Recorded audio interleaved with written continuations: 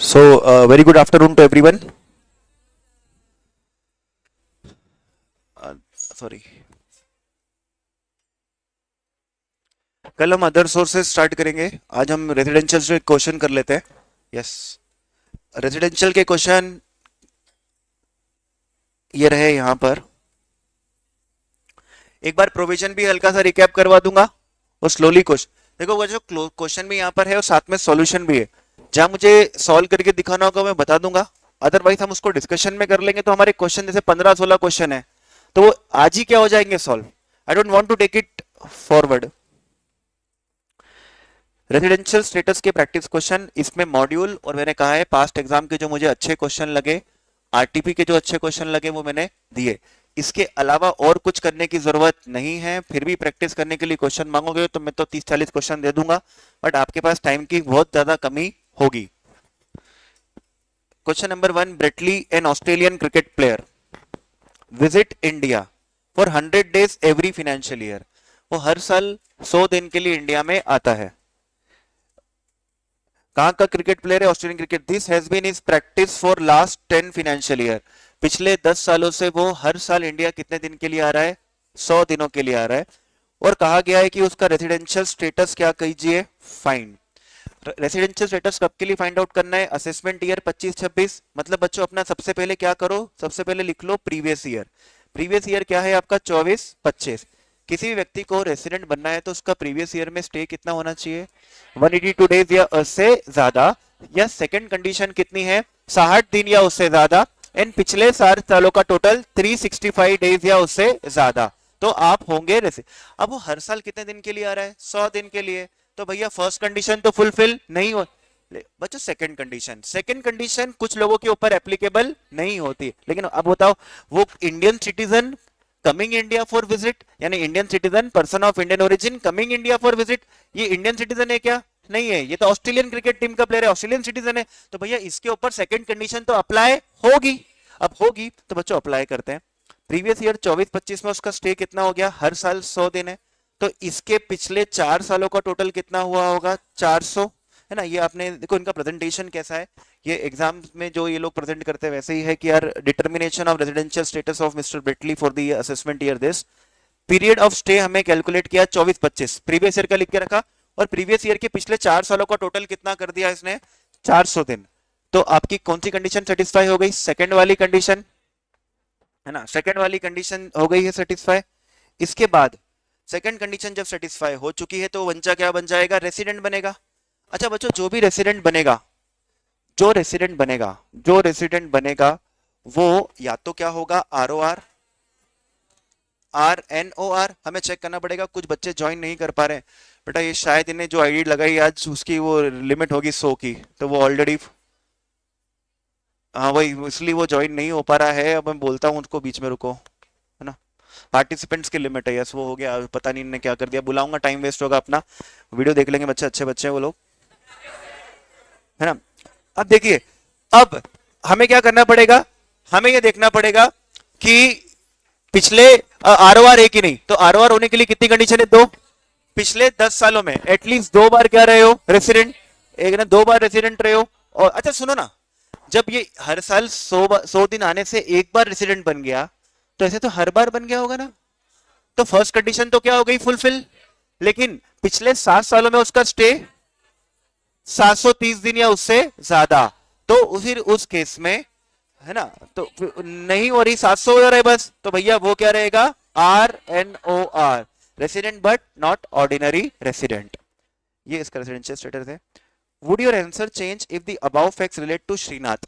श्रीनाथ नाम से इंडियन दिख रहा है बेटा, है ना. An Indian citizen. तो श्रीनाथ क्या है? इंडियन सिटीजन है. अच्छा इंडियन सिटीजन है बच्चों. तो इंडियन सिटीजन जो है कमिंग इंडिया फॉर विजिट है. बताओ, इंडियन सिटीजन या person of Indian origin coming India for visit, उस पर सेकंड कंडीशन एप्लीकेबल नहीं होती है ना. लेकिन होती है अगर उसकी इंडियन इनकम 15 लाख से ज्यादा है. अब इनने लिखा ही नहीं भैया कि उसकी इंडियन इनकम 15 लाख से ज्यादा है कि नहीं. तो अभी हम बोलेंगे कि चलो मान लेते हैं कि उसकी इनकम 15 लाख से ज्यादा नहीं है, तो आपके ऊपर सेकंड कंडीशन एप्लीकेबल नहीं होगी. लेकिन ये भी मान सकते हैं ना कि 15 लाख से ज्यादा है. तो जब 15 लाख से ज्यादा है ये अज्यूम लो करोगे आप, तो फिर उस केस में कितना होना चाहिए? 60 की जगह 120। अब वो तो हर साल कितने दिन आता है? 100 दिन। तो इन एनी केस वो क्या रहेगा? नॉन रेसिडेंट रहेगा। इन एनी केस वो क्या रहेगा? नॉन। देखो इसमें अपन ने ये मान लिया कि 15 लाख से ज्यादा है, और एक बार मान लिया 15 लाख या उससे कम है। 15 लाख से या उससे कम है तो सेकंड कंडीशन अप्लाई ही मत करो। और अगर 15 लाख से ज्यादा है तो फिर कितना लेगा? 60 डेज नहीं 120। अब हर साल 100 दिन है तो पॉसिबल ही नहीं है। चलिए तो ये पढ़ लेते भैया, इनने क्या लिखा। If above facts relate to mister Srinath, an Indian citizen who residing in Australia comes on to India, he would be treated as non-resident in India irrespective of his total income। चाहे टोटल इनकम ज्यादा हो चाहे total income कम हो। देखो मैंने question इसलिए रखा क्योंकि अब ये मॉड्यूल का क्वेश्चन है, एग्जाम में आया हुआ भी क्वेश्चन है। अब इसमें क्या है कि बच्चा अदम्पशन नहीं लेगा ना तो गलत करेगा, तो अपन को अदम्पशन लेना है कि उसकी इनकम ज्यादा है या उसकी इनकम 15 लाख से कम है। अब इन्हें देखो थर्ड केस में क्या किया। what would be your answer if Shinath had visited India for 120 days? तो अब क्या हो जाएगा बच्चे? 120 डेज। तो अब क्या होगा ये देखना पड़ेगा कि उसकी इंडिया से इनकम 15 लाख से ज्यादा है या 15 लाख से कम है। 15 लाख या उससे कम, तो 15 लाख से ज्यादा है।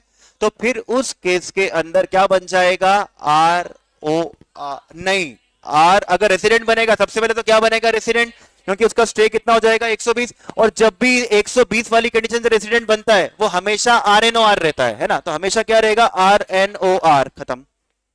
तो यहां पर आ जाएगा आपका in case if Sheena total income excluding from foreign sources exceed कितना है? Exceed 15 lakh, he would be treated as resident but not ordinary resident.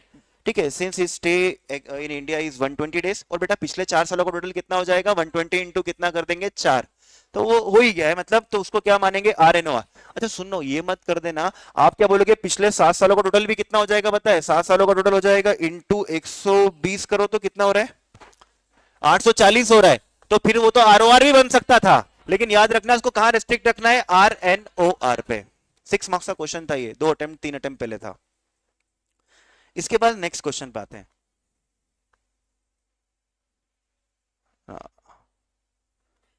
इसके बाद हाँ बेटा वो लिमिट है, अब उनको मैं बोलूंगा तो टाइम लिंकिंग चेंज करेंगे, बहुत डिस्टर्बेंस होगा। अब वो वीडियो देख लेंगे, क्वेश्चन ही सॉल्व कर रहा हूं, नया कॉन्सेप्ट पढ़ ही नहीं रहे आज। Mister Ram, an Indian citizen, left India on 22 September 2024 for the first time to work as an officer of a company in Germany. ठीक है, officer of a company in Germany. अब सुनो बच्चों, कब गया है ये? 22 पहली बार गया है ना, पहली बार। अपना साल कौन सा चल रहा है? 24-25। तो 24-25 में हमको स्टे देखना है हमेशा। और एक बात और हमेशा याद रखना, आपको दिन कहां से गिनने हैं? 1 अप्रैल 24 से 31 मार्च 25 पे खत्म कर देना। वो कभी कभी क्या बोलते हैं मालूम है? वो आया इंडिया था 1 मार्च 24 को। बेटा अपना मार्च से चालू नहीं होता, अपना कहां से चालू होता है? अप्रैल, है ना। और खत्म अपना कहां पर हो जाएगा? 31 मार्च। अब वो बोलेंगे फरवरी में आया और अगले साल के अप्रैल में गया, तो अपन को तो 31 मार्च पे क्या करना है? एंड। यहां गलती नहीं होनी चाहिए। अब इसके पहले तो वो हमेशा इंडिया में रहा, पहली बार बाहर जा रहा है तो इसके पहले का डेटा तो हमको पूरा पता है कि वो तो क्या था? इंडिया में ही था हर समय। अब ये जा कब रहा है? 22/9/2024। तो टोटल डेज कितने हो रहे बेटा? देखो अप्रैल के कितने दिन? 30। अप्रैल की यहां करा हुआ है, देखो कैलकुलेशन करा है, मैं दिमाग लगा। अप्रैल के 30, मई के 31, जून के कितने हो जाएंगे? 30, जुलाई, अगस्त और 22 दिन। जाने वाले दिन को भी क्या करना है? इंडिया में काउंट करना है। आपका कितना हो गया? 175 डेज। अच्छा, Indian citizen living India for employment, Indian citizen living India for employment, तो फिर उसके ऊपर सेकंड कंडीशन एप्लीकेबल नहीं होती है। तो भैया फर्स्ट कंडीशन अप्लाई होगी, और फर्स्ट कंडीशन के लिए कितने दिन चाहिए? वो क्या रहेगा? NR, non resident. अच्छा इसमें यह भी हो सकता था, वो आपसे ऐसा भी पूछ सकते थे कि बताओ वो किस दिन इंडिया छोड़कर जाए, किस दिन इंडिया छोड़कर जाए कि वो नॉन रेसिडेंट ही कहलाए। तो अपन उसको क्या बोलेंगे कि बस तू 182 दिन नहीं, तू कितने दिन रुक इंडिया में? 181, क्योंकि 182 भी रुक गया तो क्या बन जाएगा? रेसिडेंट। तो फिर हमको ये देखना पड़ेगा कि यार हम वो एक्स्ट्रा कितने दिन रुक सकता है। तो 22 सितंबर तक तो कितने हो गए थे? 175। और कितने दिन रुक सकता है? 6 दिन। तो ये हो जाएगा 28 सितंबर। ये डेट याद रख लोगे क्या आप? है ना, अपने याद रख, कभी ऐसा पूछ लेना कि वो कब तक इंडिया छोड़ सकता है जो एम्प्लॉयमेंट के लिए बाहर जा रहा है, तो फिर उसके लिए डेट याद रखना 28 सितंबर 2024। Done. Now question number third ये कहता है कि मिस्टर बी एक कैनेडियन सिटीजन है, comes to India for the first time. अच्छा, कैनेडियन सिटीजन है तो कंडीशन 1 भी एप्लीकेबल होगी और कंडीशन 2 भी एप्लीकेबल होगी। ड्यूरिंग द फाइनेंशियल ईयर, अब पिछले 4 सालों का डेटा दे रखा है, सॉरी पांचों का दे रखा है, 20-21, 21-22, 22-23, 23-24 और 24-25। ये कितने दिन इंडिया में था, तो देखो उल्टा काउंट करना है सब। 24-25 का पहले देख लो, सबसे पहले तो किसका देखो 24-25 का, ये कितने दिन था, 70 दिन। और पिछले कितने साल देखो, 4 साल, 1 2 3 4, तो ये 150, 90, 60 और 55, 355। अच्छा, फर्स्ट कंडीशन भी एप्लीकेबल होगी और सेकंड कंडीशन भी एप्लीकेबल होगी। तो फर्स्ट कंडीशन तो फुलफिल नहीं होगी क्योंकि प्रीवियस ईयर के अंदर स्टे कितना है, 180 डेज से कम है, लेकिन 60 डेज या उससे क्या है ज्यादा। लेकिन इसका देखो एक कंडीशन थी कि पिछले 4 सालों का टोटल होना चाहिए 365, 355 नहीं 65। तो भैया सेकंड कंडीशन भी एप्लीकेबल नहीं हुई, वो क्या रहेगा, नॉन रेजिडेंट, तो वो रेजिडेंट नहीं है। ठीक है, क्वेश्चन नंबर जो 4 है वो रिगार्डिंग किसका है, एचयूएफ है। The business of HUF is transacted. अच्छा, एचयूएफ का रेजिडेंशियल स्टेटस कैसे निकालते हैं, एचयूएफ का कंट्रोल एंड मैनेजमेंट होलली और पार्टली। अच्छा, 1% भी इंडिया हो जाएगा तो रेजिडेंट बन जाएंगे। तो देखो क्या लिखा है, and all policy decisions are taken there. कहां लेते हैं वो, ऑस्ट्रेलिया में। ऑल मतलब क्या हो गया, 100% बाहर है। तो बच्चों एचयूएफ क्या हो गई, non resident. HUF will be non-resident. Since the business of HUF is transacted from Australia and policy decisions are taken there, it is assumed that the control and management is in Australia. तो ये HUF क्या बन जाएगी आपकी, non resident for the year 24-25। अच्छा, HUF का status अलग निकलता है और कर्ता का स्टेटस अलग निकलता है। तो भैया कर्ता का अपन देखते क्या है, मिस्टर ई जो उसका क्या है कर्ता, who was born in Kolkata, वो कोलकाता में बॉर्न है। तो देखो ये Indian citizen, person of Indian origin है, visits India, Indian citizen person of Indian origin India आ रहा है। तो बच्चों फिर उसके ऊपर कौन सी कंडीशन एप्लीकेबल नहीं होगी, सेकेंड वाली कंडीशन एप्लीकेबल नहीं होगी। ठीक है, आफ्टर 15 ईयर्स, मतलब कितने साल बाद आ रहा है, 15 साल बाद। मतलब इसके पहले तो अब तो मतलब ये क्लियर हो गया कि देखो 24-25 में आ तो रहा है, लेकिन ये पता चल गया कि इसके जो पहले कितने साल है, 4 साल, 1 2 3 4, उसमें तो कभी वो इंडिया में। तो सुनो, सेकेंड कंडीशन तो इसके ऊपर लगने वाली है वैसे भी है ही नहीं, और लगती भी तो भी वो 365 डेज वाली कंडीशन फुलफिल नहीं कर पाता। अब बचा क्या, अब बचा है बस फर्स्ट कंडीशन। अब वो फर्स्ट कंडीशन में देखो कब है, he comes to India on 1/4/24, तो 1 अप्रैल को आया। तो बच्चे अप्रैल को काउंट करूं कि नहीं करूं, 1 तारीख को करेंगे। तो अप्रैल के कितने दिन, पूरे 30 दिन इंडिया में था। और लीव्स इंडिया कब, अरे बाप रे दिसंबर में गया, ये पागल है ये, है ना। 30 प्लस कितना कर देंगे, मई के कितने होते हैं 31, ये सब यहाँ लिखा देखो, 30 31 30 31 करके। और सुनो कब गया, 1 दिसंबर को गया। तो जाने वाले दिन को भी क्या करना है, काउंट करना है। तो उसको काउंट कर लिया, अपना कितना हो गया भाई, हो गया ना। अरे इतना देखने की जरूरत ही नहीं, 182 अलग ही दिख रहा है कि क्या कर दिया, क्रॉस। भैया ये क्या बन जाएगा, रेसिडेंट। अच्छा, रेसिडेंट जब भी बनते बच्चे, जब भी रेसिडेंट बन जाए तो प्लीज चेक कर लेना कि वो ROR है कि RNOR। अच्छा, ROR बनने के लिए 2 कंडीशन फुलफिल करनी है, 2। पिछले 7 सालों का टोटल कितना होना चाहिए, 730 दिन या उससे ज्यादा। अरे भाई आया ही ना, अभी अभी आया ही ना, यही तो साल है, पकड़ के बोल दो RNOR है। ठीक है, दिस इज RNOR।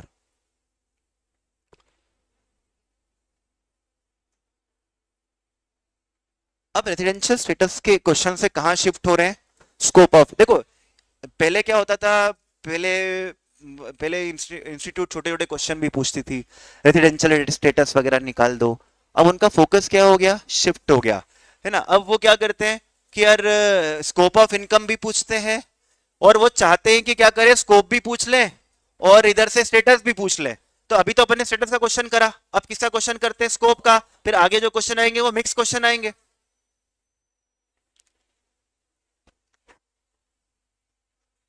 आ जाओ बच्चों, कोई भी नहीं, कोई समस्या नहीं, जगह है। वो गोली नहीं आई, MD ऑनलाइन भी नहीं आता ना।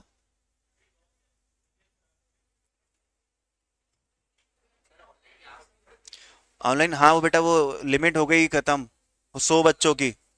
और नाडा जी ने पेमेंट करना भूल गए, बाहर चले गए वो। अच्छा हाँ, आप ऑनलाइन देख रहे थे, वेरी गुड बेटा, अच्छा लगा मेरे को। अब देखिए अपने को क्या करना है कि इसमें ये बताना है कि वो आरओआर है तो क्या होगा, आरएनओआर है तो क्या होगा, और एनआर है तो क्या होगा। क्योंकि देखो अच्छा इसमें तो कुछ ये तीनों बना देंगे अपन, ये तो सबको याद होगा बच्चों, आरएनओआर और एनआर। देखो वे उस एक बार वो सेक्शन 5 का रिपीट कर देता। सेक्शन 5 में क्या था, इनकम रिसीव्ड इन इंडिया। आपने इनकम इंडिया में रिसीव कर ली, यू आर पापी, तीनों को क्या लगेगा, टैक्स लगेगा बॉस, ठीक है। फिर सेकंड मैंने आपको क्या बताया था, इनकम का सोर्स क्या बन जाएगा, इंडिया, तो तीनों को क्या देना पड़ेगा, टैक्स। फिर इसके बाद मैंने आप लोगों को ये बताया था कि बिजनेस इनकम इन इंडिया और कंट्रोल फ्रॉम इंडिया, ये तो सिंपल सी बात है, आपको तीनों को क्या देना पड़ेगा, tax. Business income in India, control outside India, तीनों को क्या लगेगा, tax. Business income outside India, control from India, business income outside India, control, सिर्फ आरओआर, सिर्फ आरओआर और आरएनओआर, सॉरी आरओआर और आरएनओआर को क्या करना है, टैक्स देना है। बिजनेस इनकम आउटसाइड इंडिया और कंट्रोल भी आउटसाइड इंडिया, आरओआर, आरआर को टैक्स देना है। Other income outside India, ROR को टैक्स देना है। अदर इनकम मतलब जैसे डिविडेंड की इनकम हो गई, इंटरेस्ट की, जो बिजनेस में काउंट नहीं होती उसको अपन क्या बोल देंगे, अदर इनकम। सैलरी की इनकम, एग्रीकल्चर की इनकम, तो ये सब कौन सी इनकम है, अदर इनकम। तो आप बोलोगे एग्रीकल्चर एग्जाम, लेकिन याद रखना बाहर की जो एग्रीकल्चर, हाँ एक चीज और बच्चों ये याद रखो कि एग्रीकल्चर की इनकम जब टैक्सेबल होती है, जैसे बाहर आप एग्रीकल्चर कर रहे हो, तो वो हमेशा अदर सोर्सेज में टैक्सेबल होती है। कल मैं आपको पढ़ाऊंगा कि जब भी कोई बोलता है ना किसान हमारा तो धंधा ही है, ऐसा नहीं होता। एग्रीकल्चर की इनकम जब टैक्स, वैसे तो एग्जाम है इंडिया में, लेकिन बाहर अगर का एग्रीकल्चर है तो वो अदर सोर्सेज में क्या होगा, टैक्सेबल। पास्ट अनटैक्स प्रॉफिट किसी के लिए टैक्सेबल नहीं है, एग्जाम्ड इनकम किसी के लिए टैक्सेबल नहीं है। कल मैंने एग्जाम्ड इनकम की लिस्ट बना दी थी आपको, वो 2-3 बार पढ़ लोगे तो आपका काम हो जाएगा। चलिए अब है ना, interest on UK development bond, कहां के बॉन्ड है बच्चों, यूके के बॉन्ड। अपन क्या चेक करेंगे, देखो सबसे पहले क्या सोर्स इंडिया है, क्या नहीं है, क्योंकि बॉन्ड कहां के हैं, यूके के, सोर्स इंडिया नहीं है। अब 50% रिसीव्ड इन इंडिया, तो 50% इंडिया में रिसीव कर लगे तो तीनों के लिए टैक्सेबल है। अच्छा कितना, जितना रिसीव किया उतना, 5,000, 5,000, 5,000 और ये 5,000 तीनों के लिए टैक्सेबल है। अब बचे कितने, 5।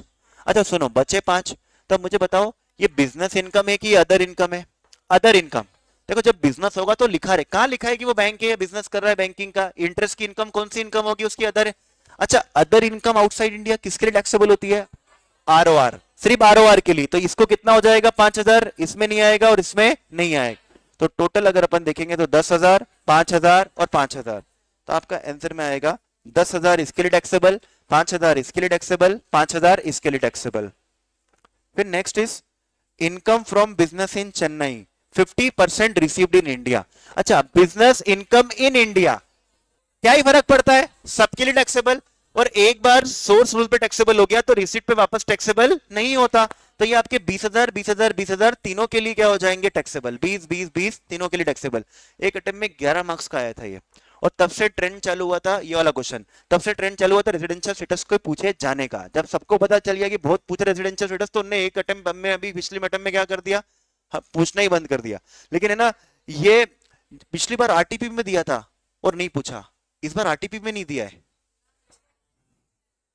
तो अब फिर next, short term capital gains of on sale of shares of N Indian company. अच्छा बहुत सिंपल, क्या रिसीव्ड कहां पे, लंदन, तो रिसीव्ड इन इंडिया तो नहीं है, क्या सोर्स इंडिया है क्या, बस काम खत्म, सोर्स इंडिया कराया, तीनों के लिए क्या हो जाएगा, टैक्सेबल, तीनों के लिए टैक्सेबल। अब dividend from British company received in London, रुको वो आपको समझ में आ गया, मेरे को रूल बताओ, डिविडेंड का रूल क्या होता है बच्चे, सेक्शन 9 क्या बोलता है, इंडियन कंपनी से डिविडेंड मिलता है तो सोर्स इंडिया होता है। अब यहाँ पे किससे डिविडेंड मिला है, फॉरेन कंपनी से, तो ना सोर्स इंडिया है ना रिसीव्ड इंडिया है, ना सोर्स इंडिया ना रिसीव इंडिया, तो सिर्फ किसके, अदर इनकम है। अदर इनकम सिर्फ किसके लिए टैक्सेबल है, आरओआर, तो ये 5,000 जो है सिर्फ आरओआर के लिए टैक्सेबल होंगे। इसके बाद long term capital gains on sale of plant at Germany, आपने प्लांट कहां पे बेच दिया, जर्मनी में बेच दिया, तो जर्मनी में जो प्लांट है उसका सोर्स तो इंडिया नहीं है, जर्मनी के प्लांट का सोर्स इंडिया नहीं है, लेकिन ये पागल है, 50% का प्रॉफिट कहां रिसीव कर लिया इंडिया में, तो 20, 20, 20, तो अब अब बताओ, ये अदर इनकम आउटसाइड इंडिया है, तो अदर इनकम आउटसाइड इंडिया जो बची हुई 20 है वो आरओआर के लिए टैक्सेबल हो जाएगी, तो 40 20 20 बन जाएगा। तो इसके लिए 40 20 और 20, 40 20 20 करके ये सिस्टम रहेगा। इसके बाद नेक्स्ट था income earn from business in Germany, मतलब business income outside India which is control from India. अच्छा, बिजनेस इनकम आउटसाइड इंडिया और control from India, business income outside India control from India, R और R N O R. तो बच्चों 70,000 तो दोनों के लिए क्या हो जाएगी टैक्सेबल, एनआर के लिए टैक्सेबल नहीं होती है, लेकिन एनआर ने कितनी रिसीव कर ली इंडिया में 40, तो ये क्या हो जाएगा आपका 70 70 40, 70 70 और 40।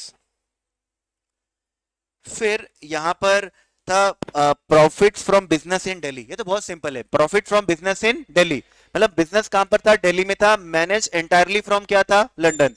तो फिर उस केस में सबके लिए business income outside business income in India, और सबके लिए क्या हो जाएगी टैक्सेबल, 15,000 सबके लिए आपके टैक्सेबल होंगे, 15 15 15। अब देखो इसको अपन सॉल्व करने जाते हैं ना, तो सॉल्व करने में पूरा दिन ही किस पे जाएगा अपना, इस पे। इससे बेटर है कि अपन ने इस तरीके से सॉल्व करेंगे, अपना काम भी जल्दी होगा। अब आ जाओ next, income from house property. आपको याद है मैंने कल कहा था हाउस प्रॉपर्टी में किस बात का ध्यान रखना है, हाउस प्रॉपर्टी का फॉर्मेट याद करके इनकम फ्रॉम क्या निकालनी है, हाउस प्रॉपर्टी। अभी ये लोग तो अच्छे, जिसने क्या करके दे दिया, कंप्यूट करके दे दिया। अगर ऐसा लिखा होता है रेंट रिसीव हुआ है, तो रेंट रिसीव हुआ है मतलब कंप्यूट नहीं करा है, अब करना पड़ेगा कंप्यूट।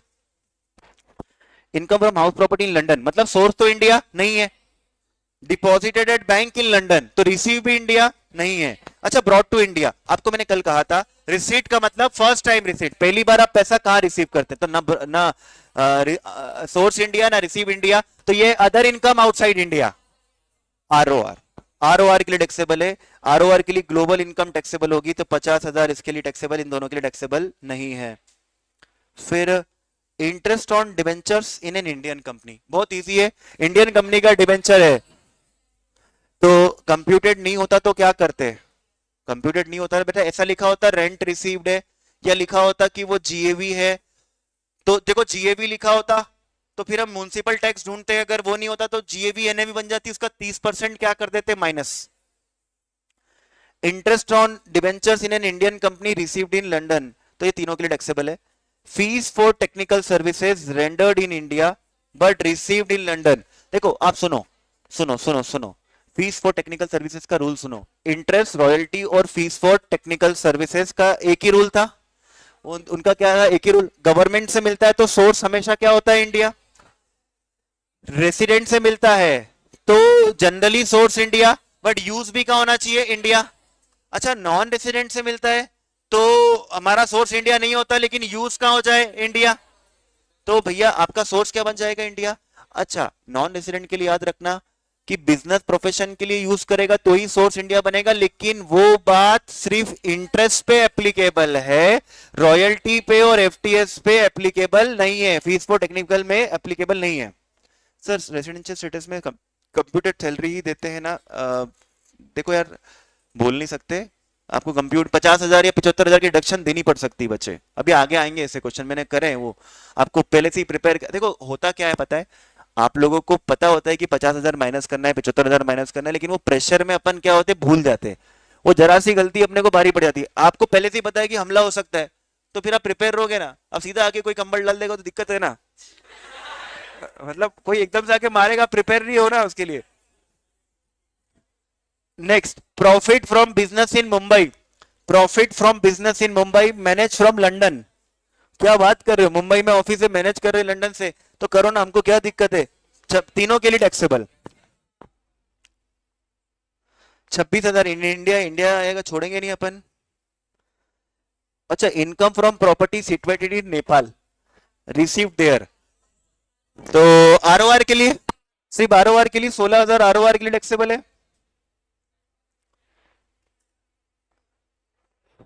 बेटा नेपाल इंडिया थोड़ी किसी बात कहां है बे, पास्ट अनटैक्स प्रॉफिट किसी के लिए भी नहीं है, किसी के लिए भी नहीं है बेटा, ये किसी पास्ट अनटैक्स प्रॉफिट एग्जम्प्ट होता है। Income from agriculture in Nepal, Nepal no India, तो ये आउटसाइड इंडिया है। एग्रीकल्चर इनकम, अच्छा सुनो, अच्छा एग्रीकल्चर इनकम कौन से हेड में जाती है बच्चे, अभी बताया, अदर सोर्सेस में, तो तो ये कौन सी इनकम है, बिजनेस इनकम की अदर इनकम, अदर इनकम है। तो ये अदर इनकम और outside India, other income outside India तो सिर्फ आरओआर के लिए टैक्सेबल होती है, तो 18,000 सिर्फ आरओआर के लिए टैक्सेबल होगा, सिर्फ आरओआर, इन दोनों के टैक्सेबल नहीं। देखो इनने कैसे कॉन्सेप्ट को यूज करा, वो अग्री, जैसे कि ये आपको मैं कल बताऊंगा इजी, जैसे ये शीट मैं आपको बता रहा था, यहाँ पर ये मैंने यहाँ लिख रखा है कि agriculture income outside India is taxable as income from other sources. तो वो ऐसे मर्ज कर लेते, वो सेक्शन 56 के पॉइंट को धीरे से क्या कर दिया उन्होंने मर्ज। अब कोई को मन में आएगा कि यार ये तो एग्रीकल्चर तो क्या हो सकता है, बिजनेस भी हो सकता है ना, ये भी हो सकता है, तो वहां वो गलती करेगा।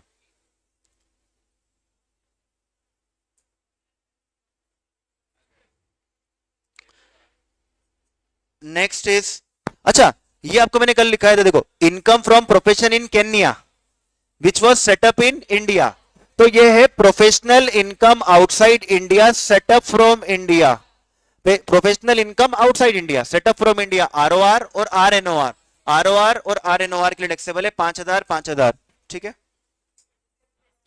अच्छा gift received on occasion of wedding, तो शादी के टाइम पे गिफ्ट मिलता है तो क्या होता है, एग्जम्प्ट है। वी आर अज्यूमिंग कि जिसकी शादी उसी को गिफ्ट मिला बच्चे, तो एग्जम्प्ट है।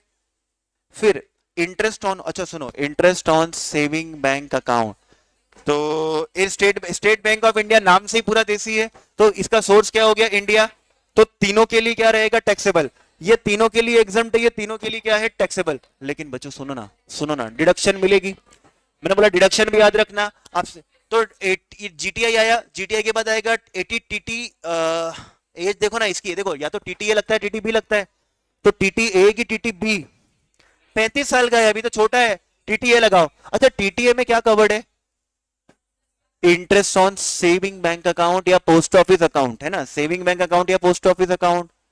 लेकिन वो सेक्शन सिर्फ किसके लिए एप्लीकेबल है, वो सेक्शन किसके लिए एप्लीकेबल है, रेसिडेंट इंडिविजुअल के लिए है कि इंडिविजुअल के लिए है, सबके लिए बच्चे, इंडिविजुअल के लिए है।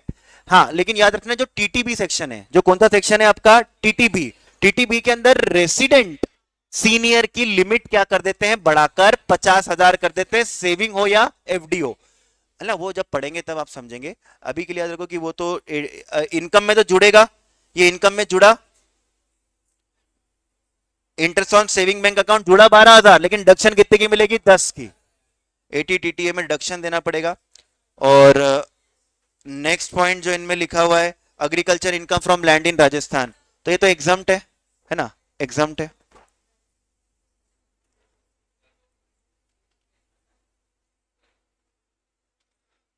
ये था आपका क्वेश्चन नंबर 5,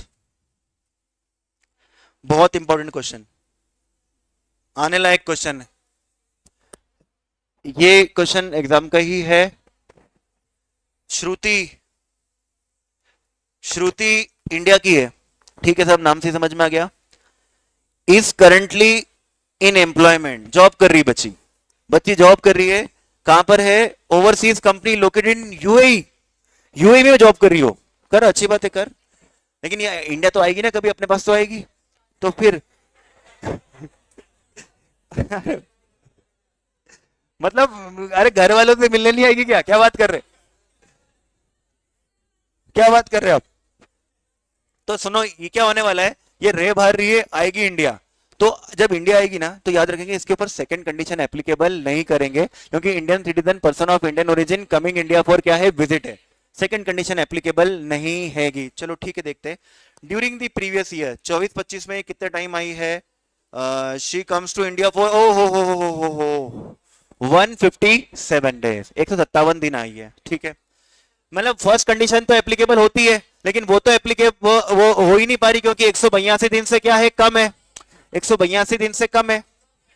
अब बचा क्या, अब बचा है आपका, अब बचा है आपका 60 डेज वाला, 60 डेज एंड 365 डेज, वो तो एप्लीकेबल होती नहीं है, लेकिन होती है कि अगर उसकी इंडियन इनकम किससे ज्यादा है, 15 लाख से ज्यादा। अच्छा इंडियन इनकम का मतलब क्या बताया था कल मैंने, टोटल इनकम, टोटल इनकम में दो चीज का ध्यान रखना है, वो टोटल इनकम निकालते टाइम जो इनकम इंडिया के बाहर हो रही है वो काउंट नहीं होगी, जो इंडिया के बाहर हो रही है वो इनकम काउंट नहीं करेंगे, लेकिन जो इनकम इंडिया के बाहर हो रही है, बट उसका कंट्रोल कहां से है? इंडिया से।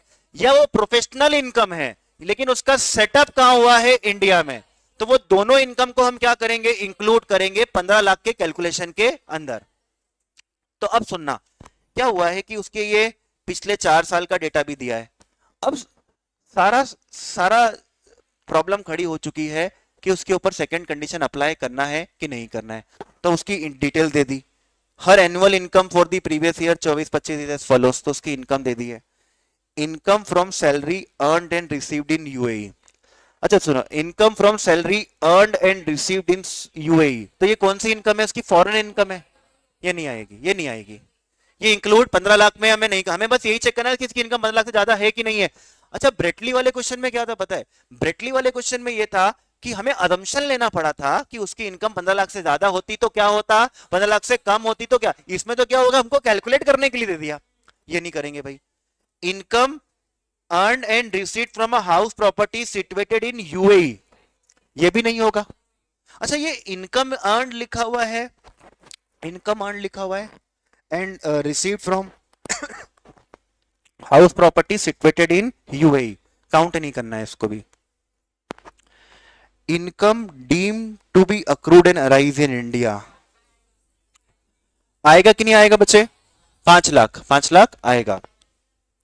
Income from retail business accrued and received outside India, मतलब कहां हो रहा है? आउटसाइड इंडिया, लेकिन कंट्रोल क्या है? इंडिया। आएगा नहीं आएगा? आएगा, आएगा। तो ये कितना हो गया? 10 lakh. Income accrued arise in India कितना हो गया? 3 लाख। अब देखिए, अब देखिए, 5 लाख भी आ जाएगा, 10 लाख भी आ जाएगा, 3 लाख भी आ जाएगा, और उसकी जीटीआई कितनी निकल के आ जाएगी? 18 लाख। अच्छा, जीटीआई से मतलब है कि टोटल इनकम से टोटल इनकम। अब देखो इसने क्या किया, देखो इसके ऊपर है ना, वो बहुत बार पॉइंट पूछ चुके, बहुत बार पॉइंट पूछ चुके। वो लिखते कि life insurance premium paid in UAE. देखो 80C के अंदर कहीं नहीं लिखा है कि इंडियन इंश्योरेंस कंपनी को ही प्रीमियम देंगे तो क्या मिलेगी? डिडक्शन। तो आपने लाइफ इंश्योरेंस की प्रीमियम यूएई में भी पे करी है ना, तो आपको क्या मिल जाएगी? डिडक्शन। लेकिन लाइफ इंश्योरेंस में 80C की जो लिमिट है वो एग्जैक्ट 1.5 लाख है ना। अब देखो यही समस्या मैंने आपको कहा कि हमेशा रहेगी इनकम टैक्स में कि वो अपन ने वो चैप्टर पढ़ा नहीं, लेकिन इतना तो अब आपको नॉलेज हो चुका है, मैं डायरेक्टली बोल पा रहा हूं आपसे। तो 1.5 लाख अपन क्या करेंगे? माइनस करेंगे। तो बच्चों कर दो 1.5 लाख माइनस, तो भी क्या समस्या है? 16,50,000, मतलब उसकी इंडियन इनकम 15 लाख से क्या है? ज्यादा। तो सेकंड कंडीशन एप्लीकेबल होगी। अच्छा, जब सेकंड होगी, जब होगी तो 60 की जगह कितना लेंगे? 120, 120 लेंगे। ये तो कितने दिन थे? 157। अब बस इतना देख लो कि पिछले 4 साल का टोटल कितना है। पिछले 4 साल का 45, 76, 100, 200। आई थिंक है शी इज रेसिडेंट। 420 है श्रुति? 421 है? ठीक है, फिर ठीक है। तो फिर 421 जो आया, 421 आ गया तो क्या हो गया? She is resident. एंड बच्चों जब भी आर एन आर, जब भी इस कंडीशन से बनेंगे तो क्या बनेंगे? R N R. बड़े बड़े अक्षरों में लिख के आएंगे अपन, Shruti R N O R. Yes sir, she is R N O R. बहुत पता देखो बेटा, है ना। चलो प्रेजेंटेशन देख लो भैया क्या करा। एक वर्किंग नोट बनाना है किसका? तो पहले तो प्रोविजन चुपकाना है, प्रोविजन चुपकाना है। प्रोविजन चुपकाएंगे कि वो Indian citizen coming India for visit, person of Indian origin, no second condition but condition, 15 lakh, 120, ये लिखा। Calculation of total income, total income करके आपने इनकम क्या करी? कैलकुलेट करी।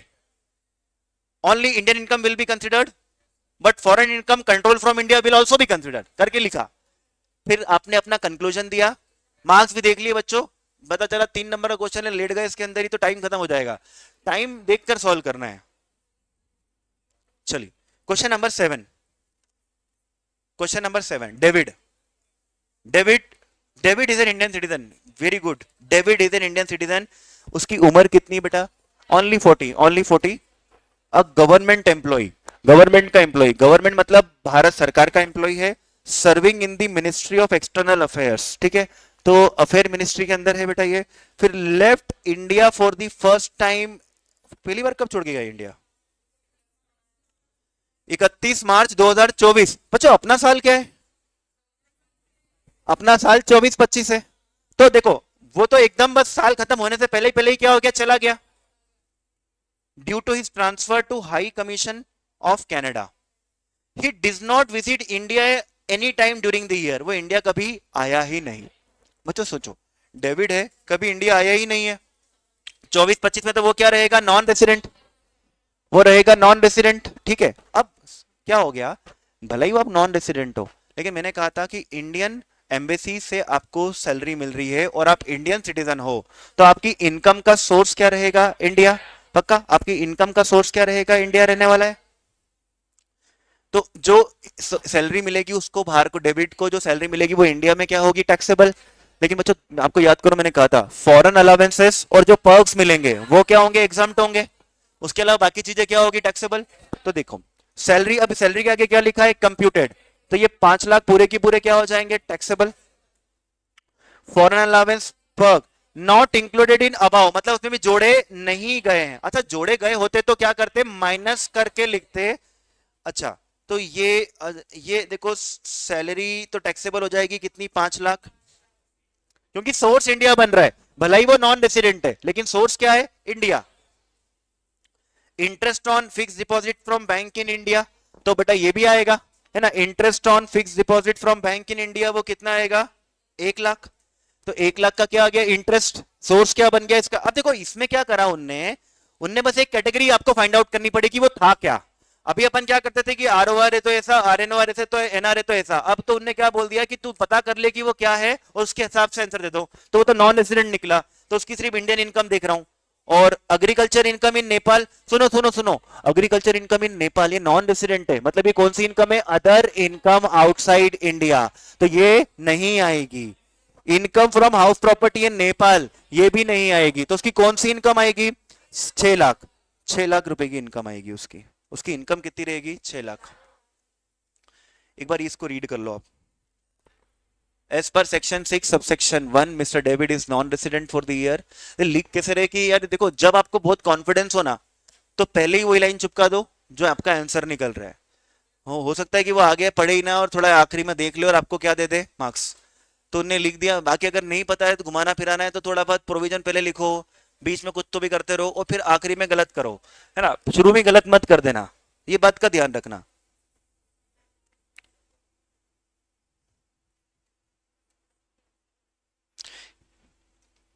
आप चाहो तो ये सेक्शन याद रख सकते हैं, मुश्किल है याद रखना, ये 10 क्लॉज 7 है।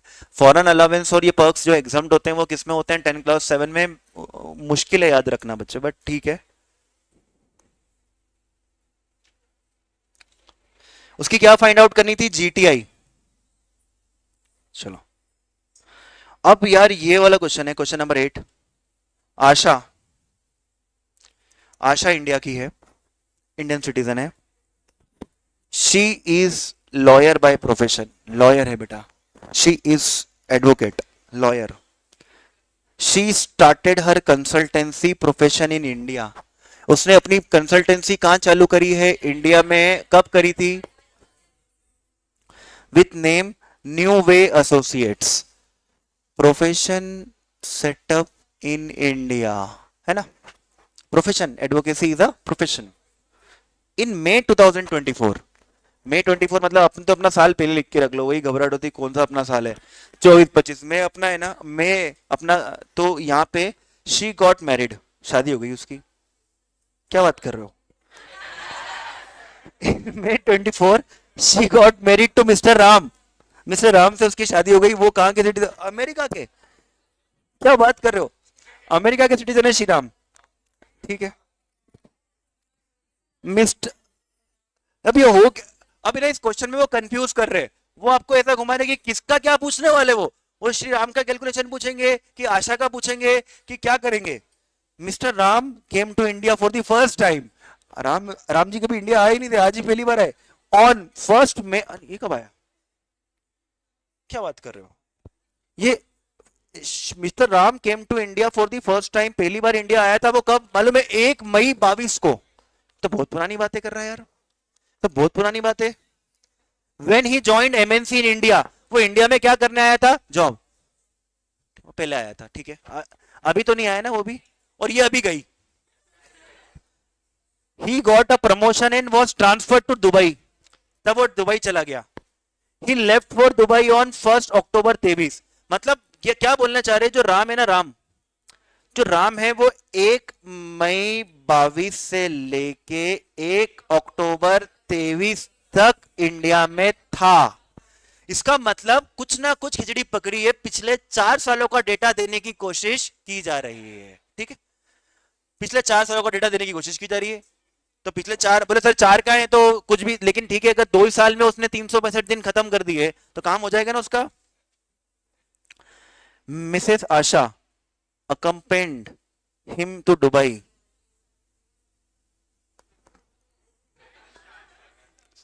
शादी से पहले कोई बात नहीं। अ-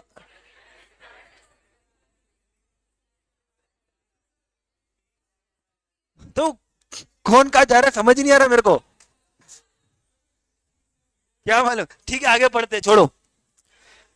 अभी तक तो अपन को ये देखना कि इंडिया में कब आए, बाहर ये कुछ भी करे, अपने को क्या करना। She started providing consultancy there, वो दुबई में चले गई यार, दुबई चले गई, दुबई चले गई। Both of them came to India, दोनों आ गए इंडिया। अब आ गए इंडिया यार, अब आ गए इंडिया। अब मतलब है, अब सारी कहानी होगी, अब सारी कहानी होगी। क्रिस्टोफर नोलान की स्टोरी दिख रही है। अब आ गए ये लोग इंडिया यार।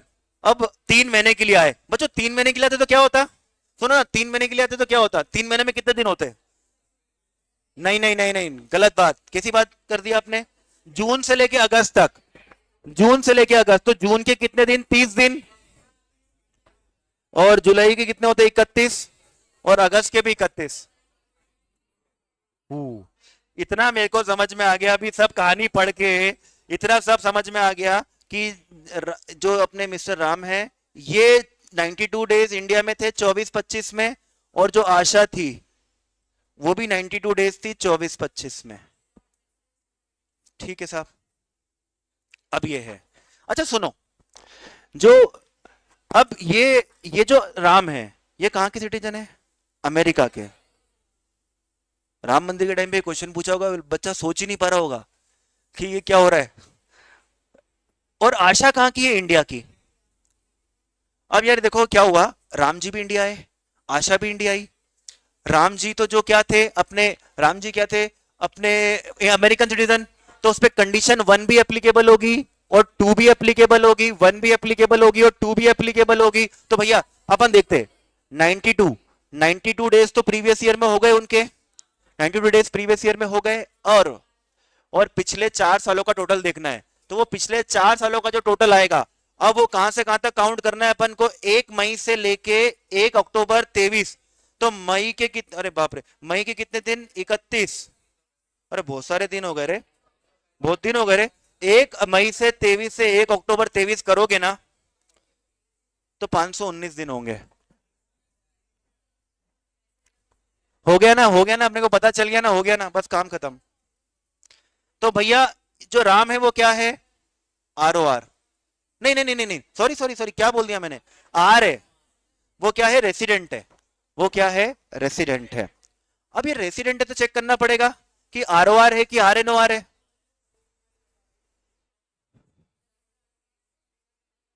Mister Ram came to India for the first time on 1 May 2022। जिंदगी में पहली बार वो इंडिया कब आए थे, 1 मई 22 को। अच्छा 1 मई 22 से लेके वो इंडिया में रहे 2023 तक, तो उसका टोटल कितना हो रहा था, 519 दिन। अपन को क्या चाहिए होता है, प्रीवियस ईयर को छोड़ दो, मतलब ये 3 महीने को छोड़ दो, इसके पिछले, मतलब इस साल को छोड़ के पिछले 7 सालों को टोटल 730 तो होना चाहिए ना। वो तो पहली बार आए थे, तो मतलब 730 वाली कंडीशन फुलफिल नहीं हुई, और वो दोनों फुलफिल होनी चाहिए। तो ये बन जाएगा RNOR। तो श्री राम जो है RNOR है। अब ये आशा को समझते हैं। अब आशा का क्या करें, अब सुनो ना, आशा है, आशा भी क्या थी कि Indian citizen, Indian citizen person of Indian origin, है ना। ये इंडिया आई है किसके लिए, विजिट के लिए। इसके ऊपर कौन सी कंडीशन, सेकंड करेंगे ही नहीं apply, thank you, second apply नहीं करेंगे। अच्छा करते करते करते अगर आशा की इनकम 15 लाख से ज्यादा हो, सुनो ना, करते तो भी तो कम से कम 120 दिन चाहिए ना, तो उसके तो कितने दिन हो रहे, 92, अपन बोल देना। आशा नॉन रेसिडेंट, तो आशा क्या है आपकी, नॉन रेसिडेंट है, और राम जी जो है हमारे RNOR है। अब समझो, अब ये स्टेटस निकला, ये क्वेश्चन को वापस करना, ये क्वेश्चन को वापस करना है ना, तो इससे इसमें काफी ज्यादा परम्यूटेशन कॉम्बिनेशन बने। ये जैसे इसको मार्क करके रखा कि यार एग्जाम से पहले कुछ करके देखना है, तो ये वाला क्वेश्चन करके देखना है। चलिए, अब ये दे रखे इनकम ऑफ राम, तो इनकम ऑफ राम, राम जी तो क्या है, RNOR है, तो RNOR के साथ तो डिसाइड करना पड़ेगा कि कौन कौन सी इनकम इंडिया में टैक्सेबल होगी। Salary from company in Dubai not liable to tax in Dubai.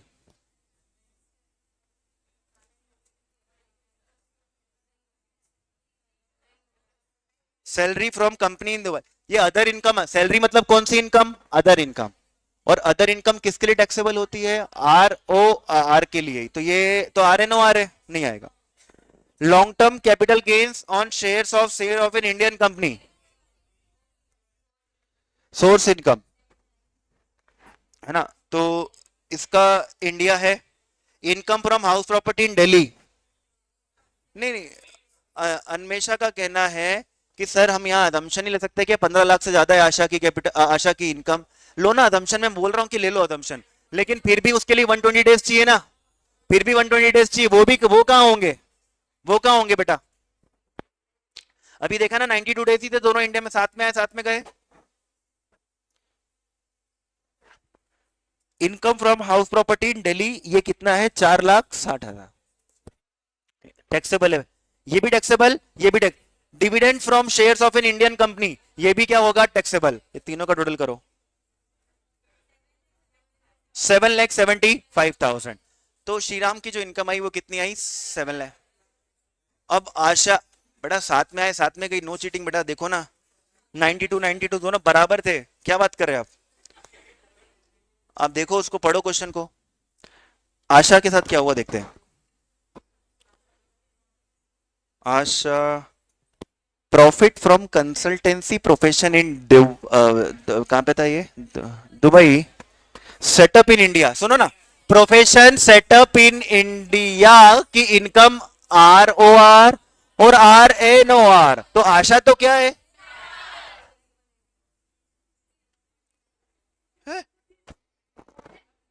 Taxable कर दिया। हाँ बता रहा हूं अब क्या करा इनने। अब इनने क्या बोला मालूम है, इनने बोला सुनो, अब इनने एक अदम्पशन लिया, वो बताता हूं क्या खतरनाक अदम्पशन लिया इनने।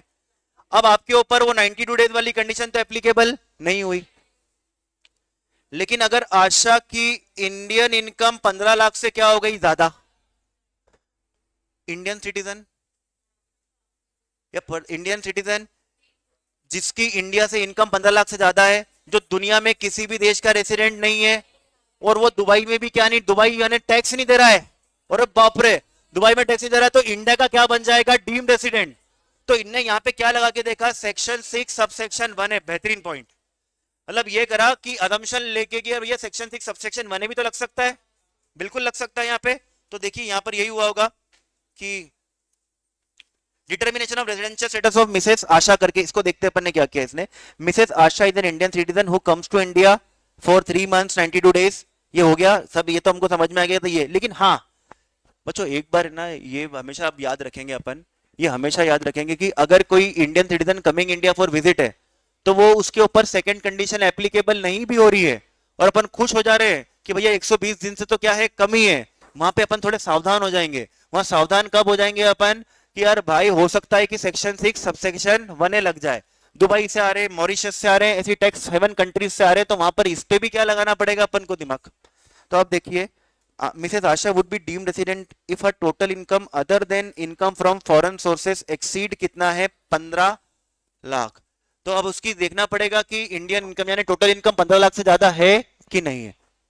तो देखो अब मुझे बताओ, अब अपन उसकी देखेंगे इनकम 15 लाख से ज्यादा है कि नहीं, उसमें मुझे बताइए कि ये प्रोफेशन वाली इनकम लूं कि नहीं लूं, लेना पड़ेगी नहीं लेना पड़ेगी। यस, जो प्रोफेशन कहां पे सेटअप हुआ है, इंडिया में, बोलो ना भाई लेना है कि लेना है, इसको इसको इसको लेना पड़ेगा, ये 12 लाख को क्या करना पड़ेगा, कंसिडर करना पड़ेगा। प्रॉफिट फ्रॉम कंसल्टेंसी इन क्या कर देंगे, इंडिया, तो ये भी करना पड़ेगा कंसिडर। तो 12 लाख प्लस कितना हो जाएगा, 3 lakh, 15 lakh of British company, ये तो टैक्सेबल नहीं है। Short term capital loss on sale of listed shares an Indian company. ओ भैया सेट ऑफ डाल दिया इनने। बच्चों एक बात याद करो, कैपिटल गेन में क्या होता है, कैपिटल गेन का लॉस तो किसी भी हेड से सेट ऑफ नहीं हो सकता है ना, कैपिटल गेन का लॉस तो कैपिटल गेन से हो सकता है, आपको याद होगा ऐसा बात। तो अब देखिए भाई, इसने ये सारे पॉइंट, तो 12 लाख प्लस कितना हो गया, अपन को अपन को क्या देखना है, ओ क्या बात करी उसने, अटकाया भी कहां पे, 15 लाख। अब किसी का दिमाग दिमाग खराब हो रहा है कि एग्जैक्ट 15 लाख है कि 15 लाख से ज्यादा है, 15 लाख से ज्यादा, और एग्जैक्ट कितनी थी, 15 लाख। अरे बाप रे, since Asha is non resident, बाप रे आशा, बहुत बहुत निराशा दी इसने अपने को, बहुत लोगों के अटेम्प्ट लग गए होंगे बेटा उसमें, है ना आशा, बहुत लोगों को सही में, अगर ये क्वेश्चन में आ गया एग्जाम में, बावला हो जाए इंसान में वो। 3 नंबर का नहीं होगा भाई, ये पागल है क्या, 3 नंबर का थोड़ी होगा ये, करना ही नहीं 3 नंबर का, तो पढ़ना ही मत इसको, कैसी बातें कर रहे हैं आप। ज्यादा या तो देखो, मैं एक बात बोलूं, 3 नंबर का नहीं, ज्यादा नंबर का होगा।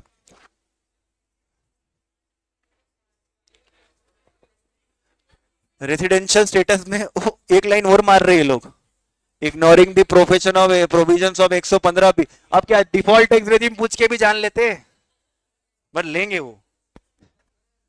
अब जैसे मालूम है मेरे को क्या है, अब जैसे मैंने ये क्वेश्चन कर लिया, अगर मैं स्टूडेंट होता ना, तो मैं होता कि यार ये क्वेश्चन कर लिया ना, मैं इसको एक बार और करूंगा, और मैं एक्सपेक्ट करूंगा, भगवान से प्रार्थना करूंगा कि आ जाए एग्जाम में, और मेरी किस्मत चलती थी और आ जाते थे, क्योंकि मैं जो सोचता हूं वैसा हो जाता है। ठीक है,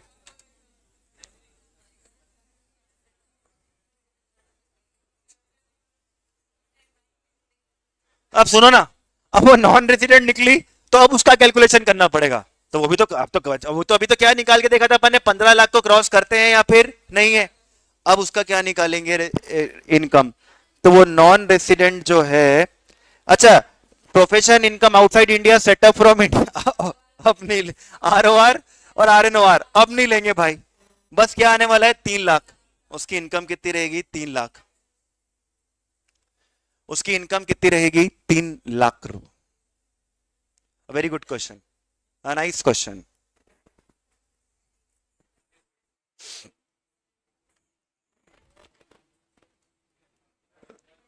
एक सेकंड बेटा, बस ये चार्ज हो जाए।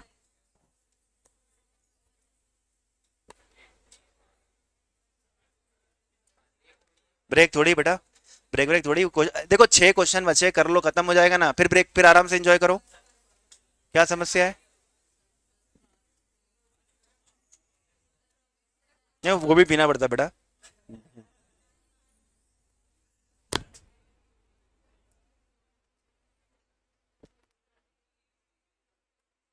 नहीं रे सीएस वालों, तुमको ये क्वेश्चन नहीं आ सकता, पागल हो क्या, किसी बातें कर रहे हैं, ऐसा क्वेश्चन थोड़ी पूछते बेटा सीएस में, सीएस में तो सिंपल क्वेश्चन पूछते। एक्सप्लेन आशा, 5 मार्क्स।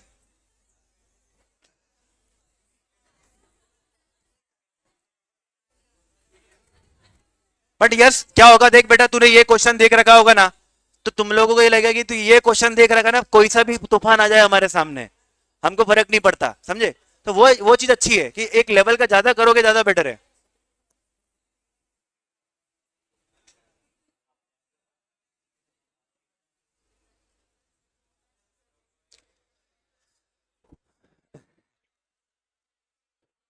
क्या बात करो ध्रुव, अब मिस्टर कवि, जो मिस्टर कवि है वो नॉन रेसिडेंट है, कवि नहीं, sorry, Kevin, Kevin, Kevin, Kevin नाम से, अब नॉन रेसिडेंट लगा तो समझ में आया मेरे को। Inter into the following transaction during the year, जो,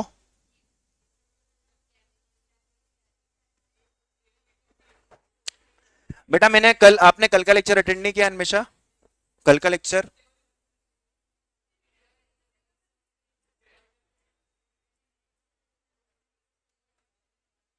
हाँ, इसलिए मैंने कल बताया था, मैंने बोला था कुछ पॉइंट एक्स्ट्रा भी है। तो आप देखोगे ना, ये शीट देखोगे ना, आप ये शीट देखोगे ना, तो रुको, ये मैं पीडीएफ भेजा हुआ हूं ना, तो इसमें लिखा हुआ है, ये देख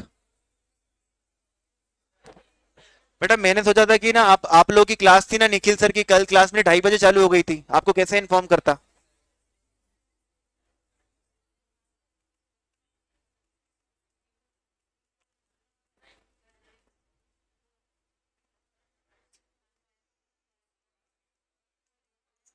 चलो ये क्वेश्चन जल्दी हो जाएगा यार, जल्दी हो जाएगा, फटाफट 2 मिनट लगेंगे। नॉन रेसिडेंट है, अब बताना है कि नॉन रेसिडेंट के लिए टैक्सेबल है या नहीं है। ठीक है। Receive 20 lakhs from a non resident for use of patent for a business in India. सुनो सुनो सुनो, अब इसको कैसे इंटरप्रेट करेंगे। Receive ₹20 lakhs from a non resident for use of patent. अच्छा, केविन क्या है, नॉन रेसिडेंट, और उसको क्या मिल रही, रॉयल्टी मिल रही है, वो भी किससे मिल रही है, नॉन रेसिडेंट से। अच्छा, नॉन रेसिडेंट एक दूसरे से नॉन रेसिडेंट को रॉयल्टी देता है, तो सोर्स इंडिया नहीं होता, लेकिन इसका यूज कहां हो जाए, इंडिया, तो सोर्स क्या बन जाता है, इंडिया। तो ये उसके लिए क्या हो जाएगा, टैक्सेबल, ये उसके लिए टैक्सेबल हो जाएगा। फिर इसके बाद प्रॉफिट फ्रॉम कंसल्टेंसी प्रोफेशन, क्या हो गया बेटा, ये ना, वही तो मैं बोल रहा हूं, received foreign currency equivalent to 15 lakh, 15 lakh from non resident Indian for use of know how for business in Sri Lanka, and this amount was received in Korea. तो रिसीड इंडिया तो नहीं है। अच्छा, एक नॉन रेसिडेंट ने दूसरे नॉन रेसिडेंट को क्या करा, पेमेंट किया, उस चीज का यूज इंडिया नहीं है, नहीं है, नहीं है, तो भाई इसका सोर्स इंडिया नहीं है, तो ये टैक्सेबल भी नहीं है, ये टैक्सेबल भी नहीं है। अब बताइए बेटा, नेक्स्ट वाला, ₹7 lakh from RR limited in Indian company as fees for providing technical services in India. Resident से फीस फॉर टेक्निकल सर्विसेज मिलती है, तो सोर्स इंडिया होता है, बट यूज भी क्या होना चाहिए, इंडिया, तो है ना यूज इंडिया, तो ये क्या हो जाएगा आपका, टैक्सेबल, ये टैक्सेबल है। Received ₹5 lakh from R and company, R and company से कितने मिले उसको, 5 lakh. Mumbai resident in India for conducting the feasibility study for a new project in Nepal and payment was made in Nepal. तो देखो, रेसिडेंट से मिली है, सोर्स इंडिया होता है, लेकिन यूज भी इंडिया में होना चाहिए, नहीं ये तो कहां है, साइट सर्वे कहां है, जो नेपाल में, तो नॉट टैक्सेबल, ये भी टैक्सेबल नहीं है। ये अच्छे डिफिकल्ट पॉइंट्स थे, ये अच्छे डिफिकल्ट पॉइंट्स है, ये उठाए थे मॉक टेस्ट पेपर में से, ये वहां से पूछे थे, ये इंस्टीट्यूट से ज्यादा डिटेल में जाती नहीं है, बट स्टिल अच्छी बात है। वो क्या एग्जाम में डरने से अच्छा है, एग्जाम के पहले डरने से अच्छा है यार, यार ये पॉइंट कहां से आ गया, पढ़ के बैठे हम रेसिडेंशियल स्टेटस, तो बेटर है कि क्वेश्चन सॉल्व कर लो। अच्छा सुनो, ये वाला पॉइंट आ गया, कल देखो ये वाला point, received 8 lakhs towards interest on money borrowed by a non resident for the purpose of business with in India. अच्छा, एक नॉन रेसिडेंट को दूसरे नॉन रेसिडेंट से क्या मिल रहा है, लोन मिल रहा है, और उस पे लोन पे क्या मिल रहा है, इंटरेस्ट, इंटरेस्ट तो बेटा यूज कहां हो रहा है, इंडिया, इंडिया में हो रहा है, तो सोर्स क्या हो जाएगा, इंडिया, टैक्सेबल, टैक्सेबल है। This was a good question, a difficult one. Again, oh, oh. Determine the status. Mrs. Rose, she's married. ठीक है, and compute her gross total, GTI calculate करनी है उसकी, उसकी जीटीआई करनी है बेटा कैलकुलेट, कब की करनी है, for the assessment year, oh my God, 25-26, I am sorry, 25-26, from the following information gathered her from her documents. रुको ना यार, अब वो कौन है, क्या है, समझते, उसकी पूरी कहानी समझते। Mrs Rose is an Australian, वो ऑस्ट्रेलियन है, गॉड मेड टू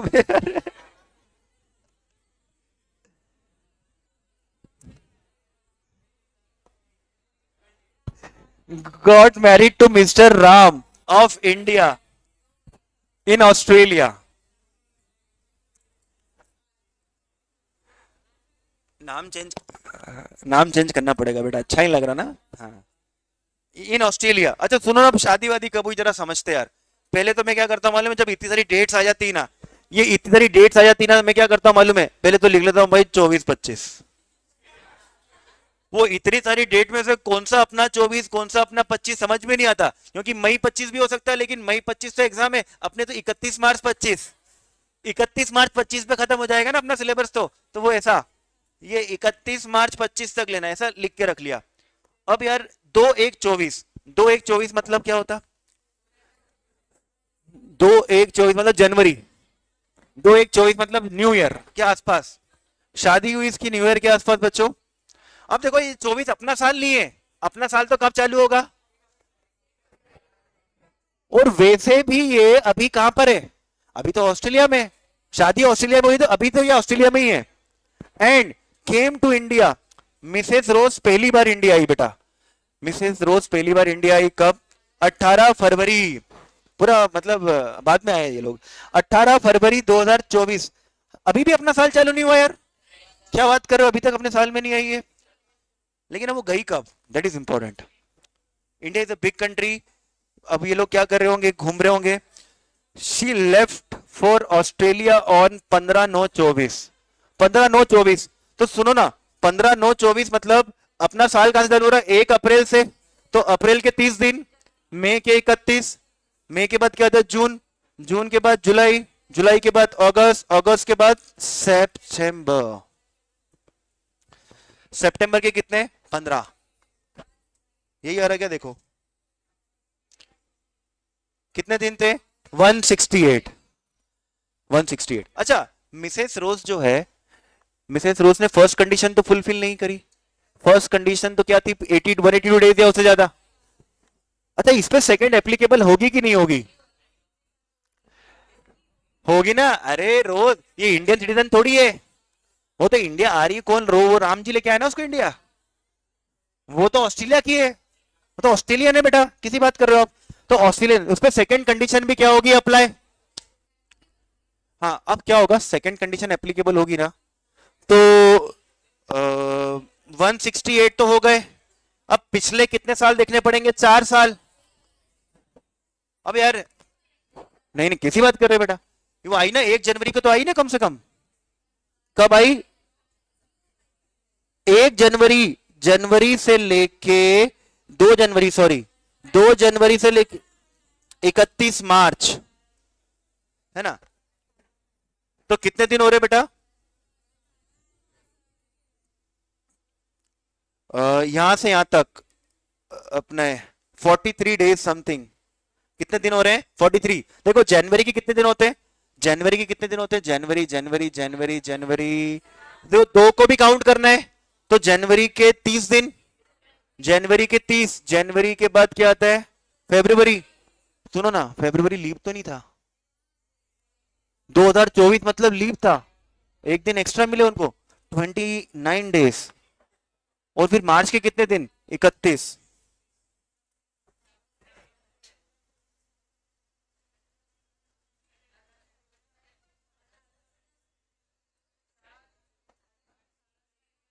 क्या, अच्छा 18 तारीख, नहीं नहीं कब आई, अरे वो तो शादी हुई थी यार, आई एम सॉरी यार, है ना, वही ना, वही तो शादी हुई थी यार उसकी यार, वहां पे तो क्या मैं कर रहा हूँ, तो वो तो 1 जनवरी की नहीं, 2 जनवरी को तो क्या थी उसकी शादी, होता वो ऑस्ट्रेलिया में ही थे, तब थोड़ी आए थे वो, क्या बात करते हो आप। अब इधर देखो, अब है ना ये आई कब 18 को, तो 18 को इंडिया में मानना है, आई एम सॉरी 18 को क्या मानना है, इंडिया में मानना है, तो फरवरी में कितने दिन, 29 दिन, 29 में से 17 हटा दो, 29 में से 12, 12 दिन फरवरी के, और 31 दिन किसके, मार्च के। यार देखो टाइम पास करवा रहे ये लोग अपने को, 365 दिन चाहिए यार, कुछ भी कर लो नहीं होने वाले, तो वो क्या बनने वाली है, नॉन रेसिडेंट। ठीक है, इतना सब करने के बाद वो क्या बन गई बेटा, non resident. Total stay of Mrs Rose during the previous year in India was less than 182 days, and during the 4 preceding year for 43 days, therefore due to non fulfillment of any of the condition for resident she would be treated as non resident, उसे माना जाएगा non resident. अब बताओ non resident है तो क्या करेंगे उसके साथ, अब बताओ, यहाँ देखो यहाँ पर उसकी कौन सी इनकम टैक्सेबल करना है ये देखना है ना अपने को, क्या 1/4/24 को, 1/4/24 मतलब अपना साल। उसने क्या करा, फ्लैट खरीदा इन दिल्ली। अब बाप रे, दिल्ली में फ्लैट खरीद लिया उसने। दिल्ली दिल्ली में फ्लैट खरीदा 1/4/24 को। अच्छा काम किया। Which was let out to mister Sahil, Sahil on rent, on a rent of ₹25,000 पर मंथ फ्रॉम 1/5/24। सुनो सुनो सुनो, लगाओ हाउस प्रॉपर्टी, ये लेट आउट प्रॉपर्टी, वेकेंसी भी है। क्योंकि खरीदा कब, 1 अप्रैल को, दिया कब, 1 मई को। अब सुनो ना, तो पहले क्या निकालेंगे, एक्सपेक्टेड रेंट, वो तो गिवन ही नहीं है। एक्चुअल रेंट निकालेंगे। तो एक्चुअल रेंट कितने महीने के लिए आता है, 11 महीने के लिए कि 12? वैकेंसी का फर्क नहीं पड़ा। अच्छा सुनो, एक बात बोलूं, सुनो इधर, अब इधर दिमाग लगा लो। वैकेंसी का फर्क तो नहीं पड़ता है, 12 महीने का आता है। विच एवर इज हायर करेंगे, फिर वैकेंसी माइनस करेंगे। इससे अच्छा सीधा 11 ले लो ना। 25,000 इंटू कितना करेंगे, 11, 275। ये जीएबी है। देखो कोई म्युनिसिपल टैक्स वगैरह पे किया है क्या इसने? नहीं किया है। अच्छा, नॉन रेजिडेंट दिल्ली में घर, यानी सोर्स क्या है, इंडिया। इसमें से 30% क्या करेंगे, माइनस,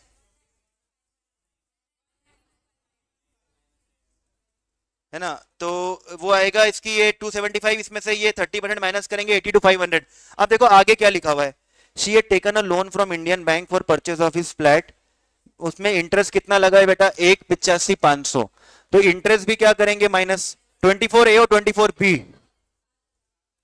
तो ये बचा कितना, 7,000। तो हाउस प्रॉपर्टी की इनकम कितनी बची, 7,000। अब देखो पर रेसिडेंशियल स्टेटस रहते, क्या मिक्स कर दिया उसने, हाउस प्रॉपर्टी मिक्स करा।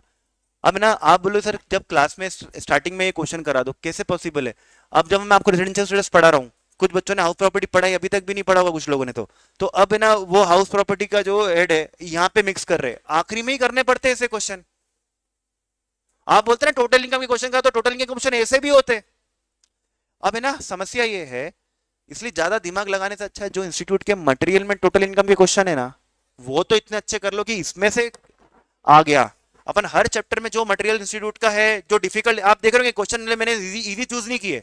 These are all question are difficult question, क्योंकि इजी आपसे ऑलरेडी बन जाएंगे। तो ये चीज है। नेक्स्ट इसके बाद क्या था बच्चे, when while in India, India में जब वो थी, she had received a gold chain from his in laws. Gold chain मिल गई। इन लॉस मतलब कौन होता, रिलेटिव्स है ना इन लॉस। तो 56 to 10, इन लॉ मतलब ससुर जी से गिफ्ट मिल गया ना उसको। क्या बात कर रहे हो, एग्जाम्ट है।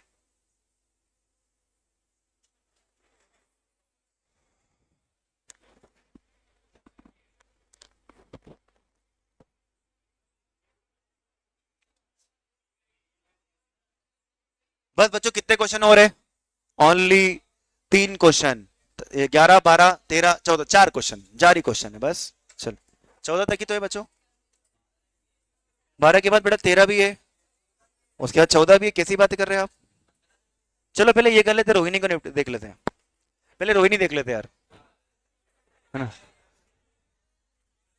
नहीं चलो चेंज करो यार, चलो चेंज करो यार।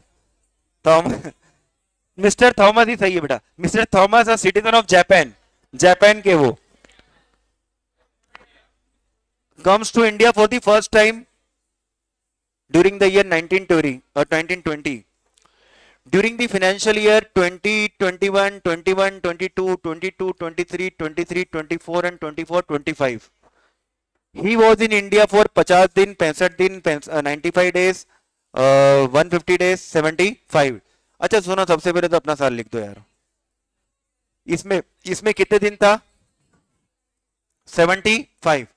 मतलब फर्स्ट कंडीशन तो फुलफिल नहीं कर रहा है। सेकंड, अच्छा देखो सेकंड एप्लीकेबल होगी कि नहीं होगी। सेकंड के लिए लिखा हुआ है होगी, इंडियन सिटीजन पे नहीं होती, लेकिन तो कहां का सिटीजन ऑफ जापान है, होगी, होगी इसके ऊपर कंडीशन। अब पिछले 4 साल का टोटल देखते हैं, 150 प्लस 95 प्लस 65 प्लस 50, कितना आ रहा है, 308 नहीं है,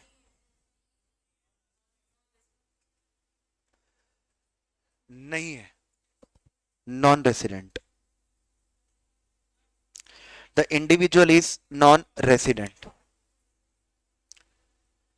ये करा अपने कैलकुलेशन। अब देखो ये आगे क्या पूछ रहे हैं। उसको दो इनकम हुई है, एक मिली है क्या, interest received from mister Michael, a non resident outside India. The borrowed fund is used by mister Michael for investing in Indian company. अच्छा, एक नॉन रेसिडेंट दूसरे नॉन रेसिडेंट को क्या करता है, इंटरेस्ट देता है, तो उसका यूज कहां होना चाहिए, इंडिया में, बिजनेस प्रोफेशन के लिए, इन्वेस्टिंग के लिए नहीं, बिजनेस प्रोफेशन के लिए, लेकिन इन्वेस्टिंग के लिए नहीं। यूज आपको लग रहा होगा इंडिया में हुआ है, लेकिन यूज किसके लिए करना है, बिजनेस के, और नोट्स में मैंने स्पेसिफिक आपको लिखा है।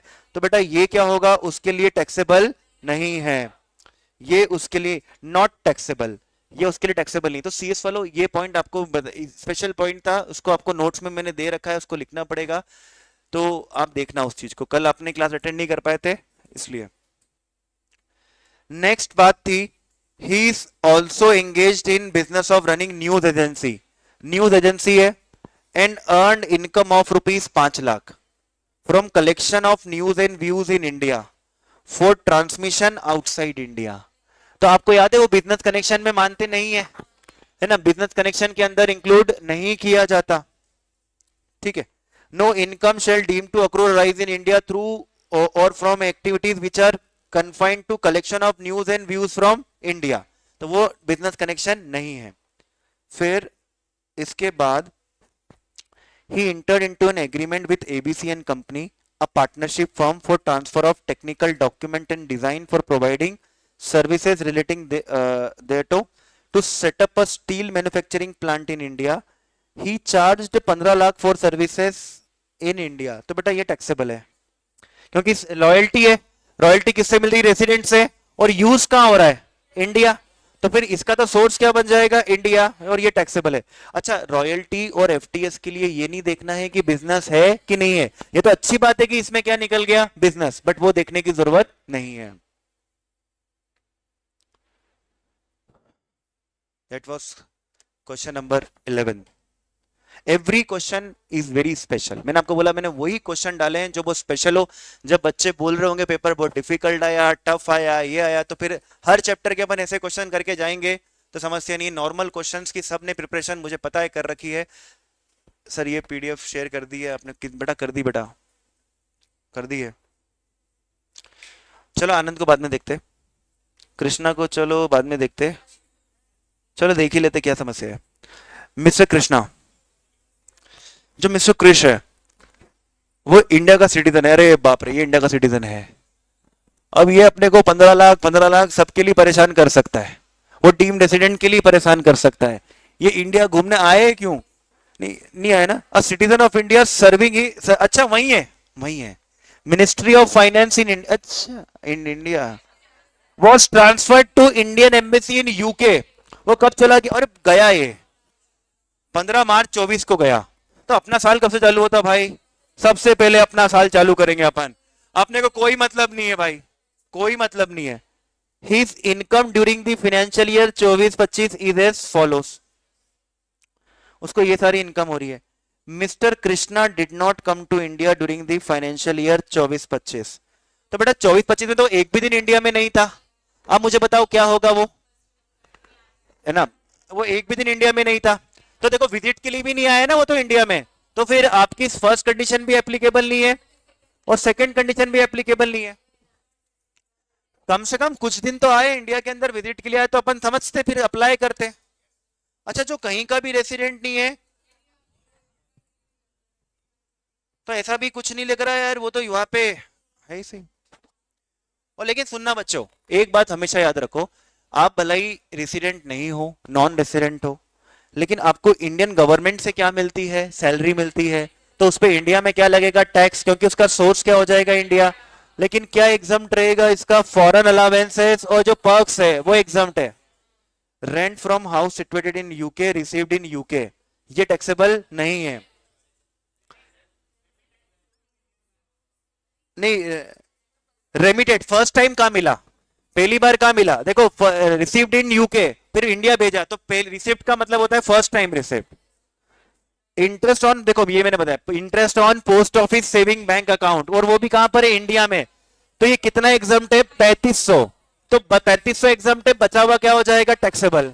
बचा हुआ टैक्सेबल, ये 3500 एग्जाम्प्ट रहेगा, बचा हुआ टैक्सेबल है। Salary from government of India, ये क्या हो जाएगी, taxable. Salary from government of India will be taxable, लेकिन फॉरेन अलावेंस जो मिलेंगे वो टैक्सेबल नहीं है। तो salary taxable, foreign allowance taxable नहीं है।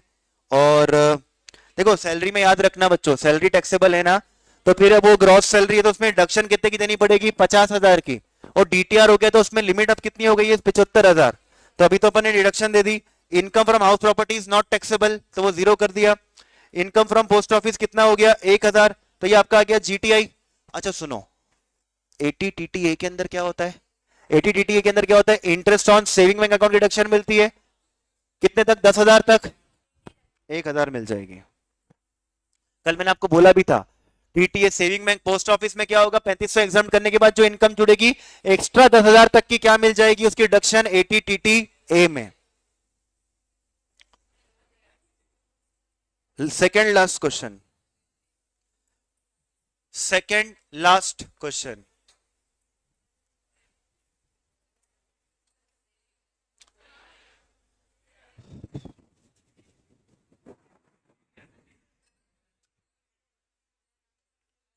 हाँ, सीनियर सिटीजन है, क्या बात कर रहे हो आप, तो क्या बड़ा क्वेश्चन नहीं पढ़े आप, एक सेकेंड।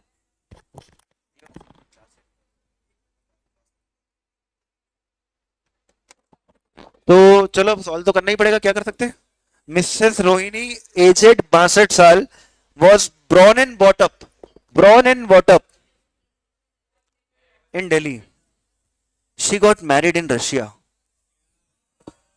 1996 में चले गई बेटा वो।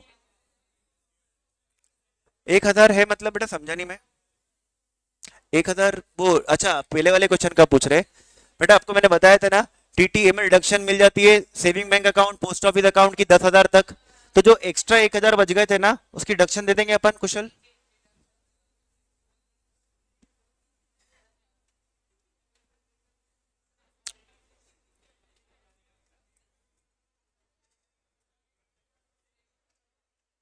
चलिए, since her marriage she visit India for 60 days each year.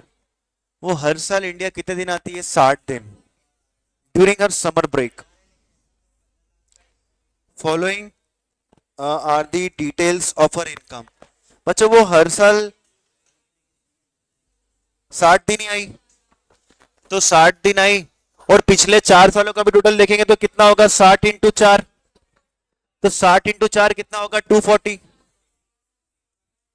कितना होगा, 240। लेकिन सुनो ना, Indian citizen coming India for visit, फिर सेकेंड कंडीशन एप्लीकेबल, लेकिन होगी अगर उसकी इंडियन इनकम 15 लाख से ज्यादा होगी, और होगी तो भी कितने दिन के लिए, 120 दिन के लिए। अब तो हर साल कितने दिन आती है, 60 दिन, तो फिर तो नहीं होगा, फिर तो नहीं होने वाला। फिर तो अगर 15 लाख से ज्यादा इनकम हो गई तो भी कोई समस्या नहीं है। लेकिन बच्चों एक बार वो भी, Russia is not the tax free country, it's not the tax free country. तो डीम्ड रेसिडेंट का पॉइंट भी तो लग सकता था कि अगर भला ही, देखो क्या होता है, वो बोलते हैं कि आप इंडियन सिटीजन हो, कहीं के भी रेसिडेंट नहीं हो, मतलब इंडिया के भी रेसिडेंट नहीं हो और कहीं के भी रेसिडेंट नहीं हो, आपकी इंडिया से इनकम किससे ज्यादा है, 15 लाख से ज्यादा, तो इंडिया का क्या मान लिया जाएगा, resident. But Russian country is like tax free country तो नहीं है बच्चों। तो 6-1 लगाना मेरे को सही नहीं लगेगा, वहां पे उन्हें लगाया ही नहीं, वो दुबई में लगा दिया था, क्योंकि दुबई में क्या था, टैक्स फ्री कंट्री, तो फिर वहां पे लगा दिया था उन्होंने। उसको पेंशन मिल रही है रशियन गवर्नमेंट से, तो देखो शी इज नॉन रेसिडेंट, हमको क्या करना, ये अदर इनकम क्या है आउटसाइड इंडिया, ये टैक्सेबल नहीं है, this income is not taxable, ये इनकम टैक्सेबल नहीं होगी। Long term capital gain on sale of land in new Delhi 3 lakh, तो 3 लाख तो क्या होगा, टैक्सेबल, क्योंकि सोर्स क्या बन जाएगा आपका, इंडिया।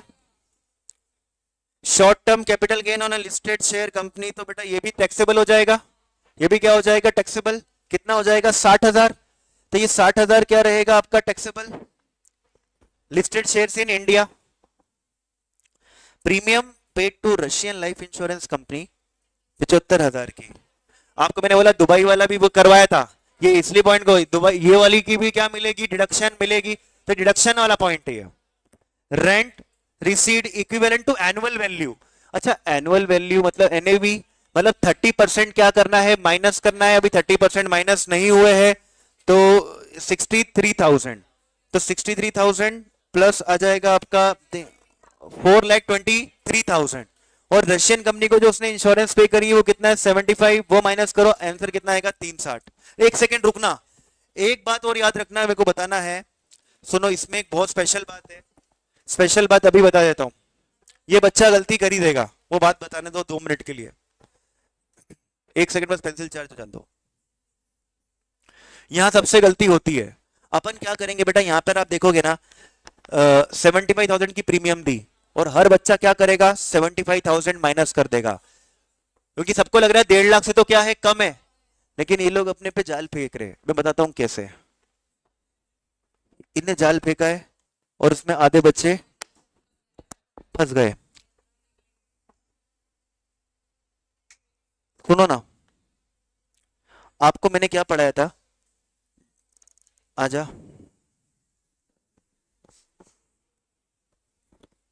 आओ ना।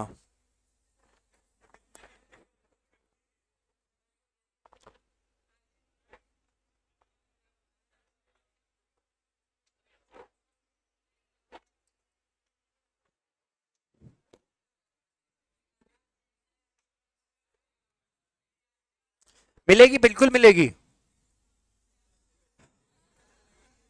अभी मैं डिडक्शन की बात कर रहा था भाई, यार क्या कर। सुनो ना, इधर देखो, इधर देखो बेटा, जीटीआई आ गया, जीटीआई। अब इधर देखो जीटीआई कितना आया है आपका 423, 423। और अरे हाँ एक सेकंड बेटा कर रहा हूं, 423। अब इसमें से लोग क्या करेंगे 80 की डिडक्शन देंगे कितनी 75। सुनो सुनो सुनो, कभी जीवन में डिडक्शन देते टाइम टोटल इनकम का क्वेश्चन आया ना, मैं आपको बोलता हूं कि ना ये चीज जरूर सोचना। आपको मैंने सिखाया था जी, स्पेशल रेट ऑफ इनकम में से डिडक्शन नहीं मिलती बेटा। किसमें से, स्पेशल रेट। स्पेशल रेट जो इनकम होती है उसमें से एक आपको वो लिखवाया था मैंने, 80G में भी लिखवाया था। 100 कौन सा आपका वहां पे था, 111 ए, 112, 115 बी भी। तो वो क्या है, आप पहले क्या करिए, स्पेशल रेट ऑफ इनकम को माइनस करें। तो आप देखिए अपने पास स्पेशल रेट ऑफ इनकम कौन सी है, स्पेशल रेट ऑफ इनकम कौन सी है, स्पेशल रेट ऑफ इनकम है 111 ए वाली, short term capital gain STT paid. तो होगा क्या कि आप जब 4,23,000 में से कितना माइनस करोगे, कितना था वो 3 लाख था, 3,60,000। तो 423 में से 360 माइनस करो कितना होगा 63। अब सुनो 63 की इनकम है, अब डिडक्शन कितनी बन रही है 75 की। Deduction can not exceed the income, जो डिडक्शन है वो इनकम को एक्सीड नहीं कर सकता। तो हम क्या करेंगे 63 की ही डिडक्शन देंगे, तो वो हो जाएगा 0, वो हो जाएगा 0। लेकिन बेटा जो स्पेशल इनकम हटाई थी वो वापस से क्या कर देंगे ऐड। ये गलती बहुत बार करवाएंगे वो आपसे एग्जाम में, याद रखना। जब भी डिडक्शन दो प्लीज देखो क्या होता है 99.99%। मैं आपको बताऊं ये मैं क्वेश्चन ढूंढ के ही कौन से लाया, ये बहुत स्पेशल पॉइंट वाले क्वेश्चन है। 99.99% तो क्या होगा, हम आंख बंद करके डिडक्शन माइनस कर देंगे, अपना आंसर सही चला जाएगा, कोई फर्क ही नहीं पड़ना उसके अंदर। लेकिन जब ऐसा पॉइंट आया, बट हम प्रिपेयर रहेंगे कि हम एक बार देख लेंगे कि हमारी जीटीआई में कोई स्पेशल रेट ऑफ इनकम तो नहीं है। तो इनने यहां पर ये रेस्ट्रिक्ट किया है और ये आपकी इनकम है 3,60,000।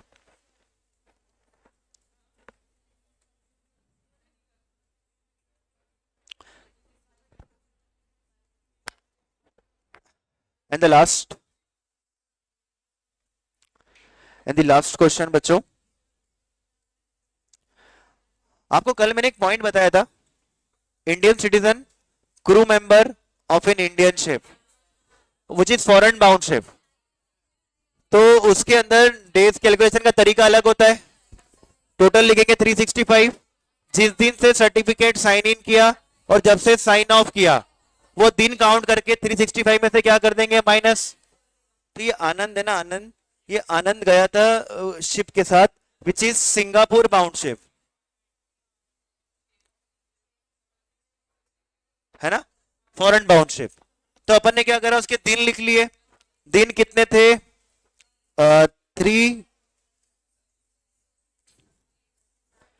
365, 365 से माइनस करो, साइन इन। अच्छा, 6 को भी मानना है कि वो इंडिया में था कि इंडिया में नहीं था, नहीं था, तो मतलब 5 जून तक वो इंडिया में था, है ना। तो आपके 30 में से कितने दिन माइनस करो, 5, तो जून के 25 दिन वो इंडिया में नहीं था।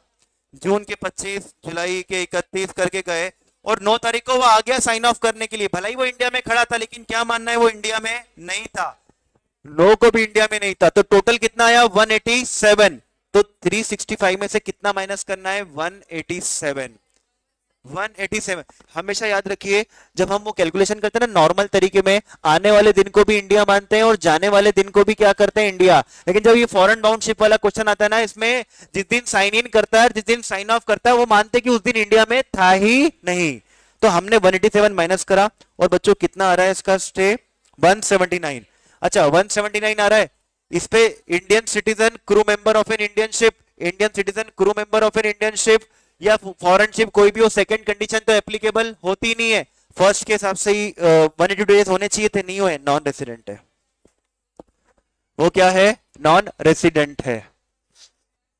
ये मॉड्यूल का क्वेश्चन है, देखो ये नहीं पूछते एग्जाम में, क्योंकि ये बहुत ही स्पेसिफिक पॉइंट है। ये किसके लिए है, जो शिप के क्रू मेंबर्स होते हैं उनके लिए। They will never ask. अब आपको किन क्वेश्चन पे फोकस करना है, मैं आपको बताता हूं। एक तो ये क्वेश्चन नंबर 8, देखो क्वेश्चन नंबर 8 आपको वापस करना रहेगा। क्वेश्चन नंबर 8 वापस करिए ना। अच्छा, ये 8 से लेके आप 14 तक एक बार फिर ट्राई करना। वो आप अपने लेवल पे ट्राई करेंगे फिर से तो बेटर होगा। और क्वेश्चन करने का मत सोचना, इसी को बेटर कर लो। आप बोलोगे सर ऐसे क्वेश्चन और भेज दो, तो मेरे को कोई समस्या थोड़ी है, मैं तो दे दूंगा, लेकिन तुमको मतलब क्या है इतने क्वेश्चन करके, यही कर लो ना वापस से, यही क्वेश्चन आप वापस कर लो। या नाम चेंज करके अमाउंट चेंज करके दूंगा, क्या मतलब है ना। हाँ, ओके।